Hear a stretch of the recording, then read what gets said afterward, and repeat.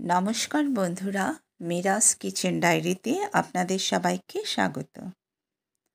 আজকে আমি নারকেলের দুধের পুডিং বানাবো। এই পুডিং খেতে যেমন সুস্বাদু তেমনই স্বাস্থ্যকর। আসুন আমরা রেসিপিতে চলে যাই।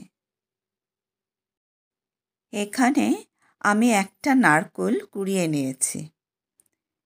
এইবারে এই নারকেলটাকে আমি গ্রাইন্ড করে মিহি পেস্ট করব আর তারপরে নারকেলের দুধ বার করব।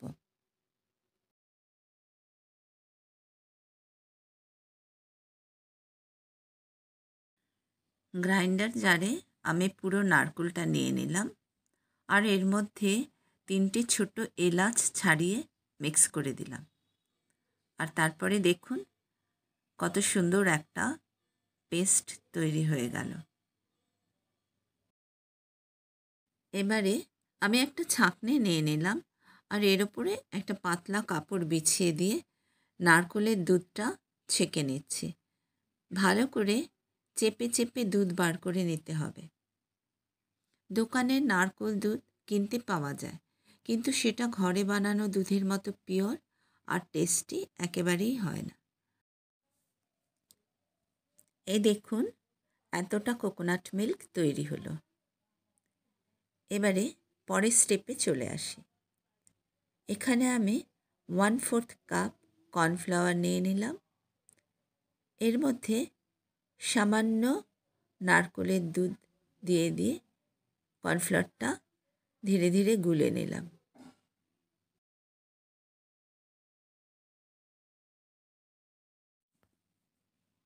এবারে আমি গ্যাসটা জ্বালিয়ে দিয়েছি আর নারকেলের দুধ এর মধ্যে চাপিয়ে দিলাম।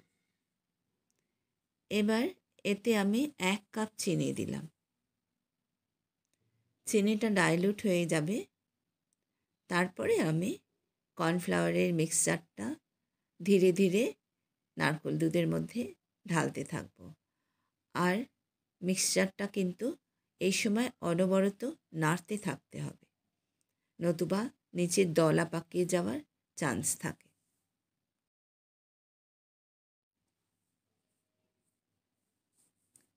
যেই মিক্সচারটা ভালো করে ফুটতে থাকবে এর মধ্যে 1 পিঞ্চ নুন দিয়ে দেব। দুধটা ফুটে বেশ ঘন হয়ে আসবে, তখন গ্যাসটা বন্ধ করে দুধ নামিয়ে দেব। এই বাটিগুলোকে আমি গ্রিস করে নিলাম মাখন দিয়ে। এবার আস্তে আস্তে এতে আমি মিক্সচারটা ঢেলে দিলাম। বাটিগুলোকে সামান্য ট্যাপ করে দিলাম যাতে এর ভেতরে থাকা হাওয়া বেরিয়ে যায়। আমি কিছুক্ষণ এগুলো নর্মাল টেম্পারেচারে বাইরে রেখে দেব।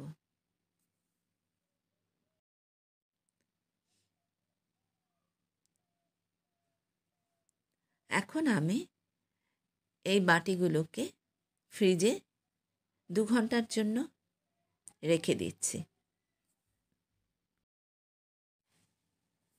ফিরে এলাম 2 ঘন্টা পর। পুডিং জমে গেছে। এবারে এটা ডিমোল্ড করতে হবে। খুব সুন্দর জমেছে। মোট 3টে বাটি পুডিং হয়েছে। এবারে আমি ড্রাই ফ্রুটস দিয়ে গার্নিশ করে দিই। অপূর্ব দেখতে লাগছে।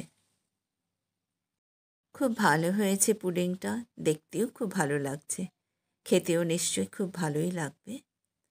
ভিডিওটি দেখার জন্য অসংখ্য ধন্যবাদ।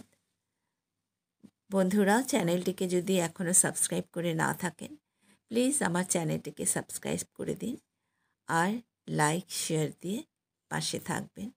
দেখা হচ্ছে আবার একটা নতুন রেসিপির সঙ্গে। ধন্যবাদ।